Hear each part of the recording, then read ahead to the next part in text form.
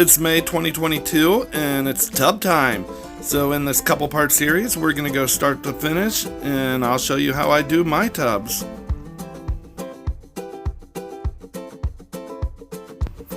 Well, look at these nasty tubs.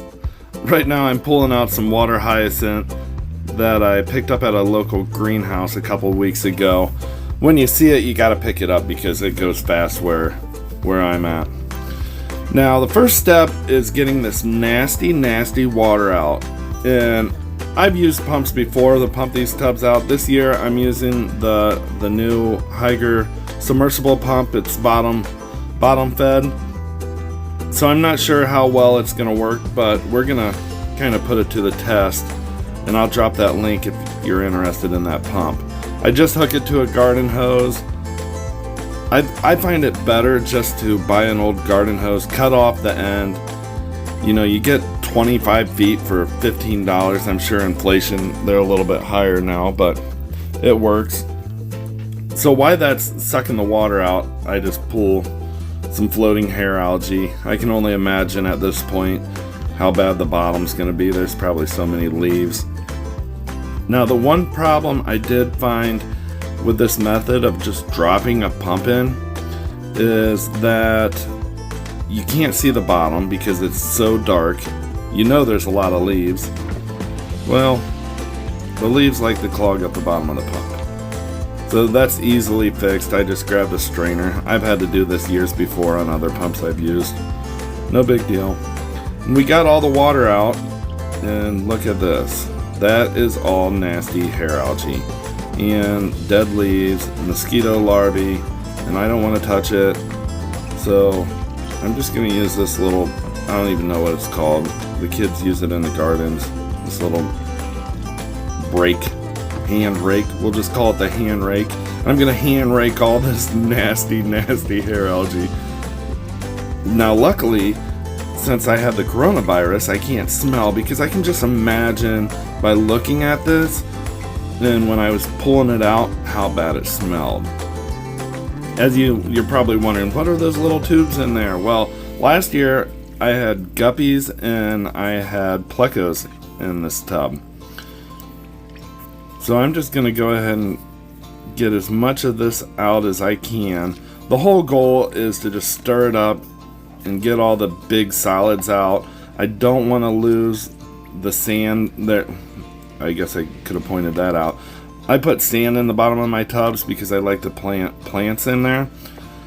Well, I've done these tubs for 3 years now, and I find that if I can use the sand from the year before, it works really well, and the plants love it. Now, I'll probably end up adding another bag, but I'm gonna,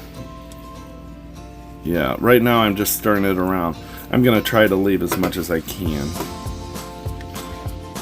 So after we get it all cleaned up, all the big solids, I drop the pump back in there. I moved some of the sand over to the left side of the tub. That way I could put that pump on the bottom. Now I added some lava rock this year. That way in both of these tubs. I did really? I'm just going to leave this in here. I dropped my GoPro. Kind of funny, but I'm leaving the lava rock on the right side because I find it's better to have a solid place you can put your pump and things like that. So that's what I'm doing right here. I'm just gonna add some bricks and such and make a little bit of a rock pile. That way the cichlids, I'm gonna put some Malawi cichlids in here that I have, and they breed real well outside. They eat all the bugs, and that gets to a good point. Why put these tubs out? The fish go crazy.